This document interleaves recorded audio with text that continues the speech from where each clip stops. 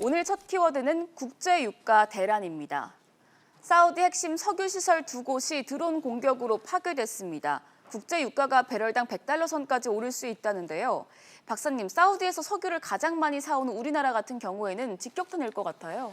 그렇습니다. 이 국제유가가 대란이 생기지 않을까 굉장히 우려가 많이 되는 그런 상황인데요. 네. 지난 주말 그러니까 현지 시간으로 14일입니다. 14일에 예멘이 스스로 자기들이 지금 주범이라고 주장을 하고 있는데 예멘에서 나간 드론이 사우디의 주요 정유 시설을 가동을 마비시켰다라는 얘기인데요. 네.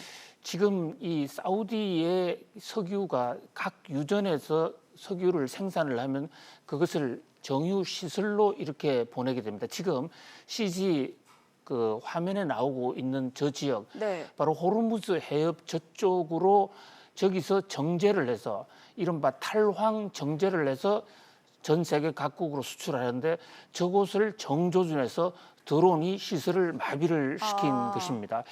그러다 보니까 저기서 생산을 멈출 수밖에 없는 상황인데 현재 사우디 전체 생산량의 약 60% 정도가 지금 생산이 마비된 네. 상태예요. 아시다시피 사우디는 전 세계 산유량의 절대 다수를 차지하는 세계 최대의 산유국이자 또 수출국입니다. 저기서 제대로 이 석유 원유를 딜리버리를 하지 못하게 되면 국제 유가에 결정타를 줄 수밖에 없는데요.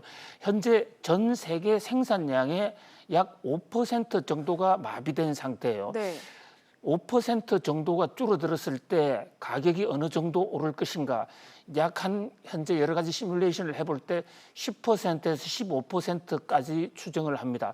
그런데 문제는 5% 줄어든 것만으로 끝나는 게 아니라 그 5% 줄어든 공포가 선물 시장에 영향을 줄 때 네. 뉴욕 증시 같은 일각에서는 특별한 대책이 없는 한 유가가 배럴당 100달러까지도 오를 수 있다.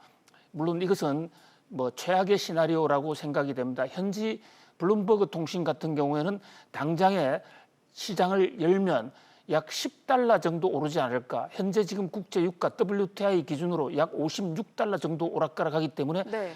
첫날 한 20% 정도 오를 것이다라고 이렇게 전망을 하고 있습니다. 어디까지나 전망입니다.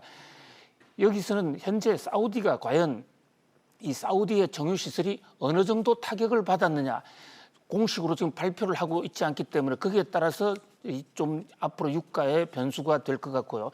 또 사우디가 이 타격받은 시설을 어느 정도 빠른 시일 내에 복구할 수 있느냐도 하나의 변수입니다.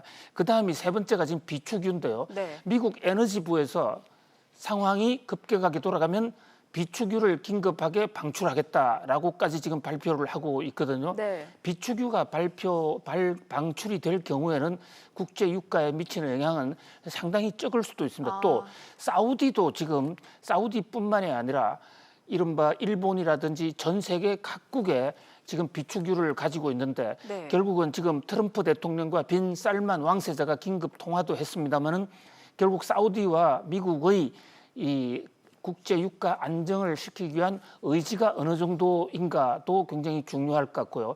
한 가지 좀 이 국제 유가와 관련해서 불길한 조짐은 네. 최근 이란과 미국이 프랑스의 중재로 다시 핵 문제 협상을 다시 재개를 시작했습니다마는 네.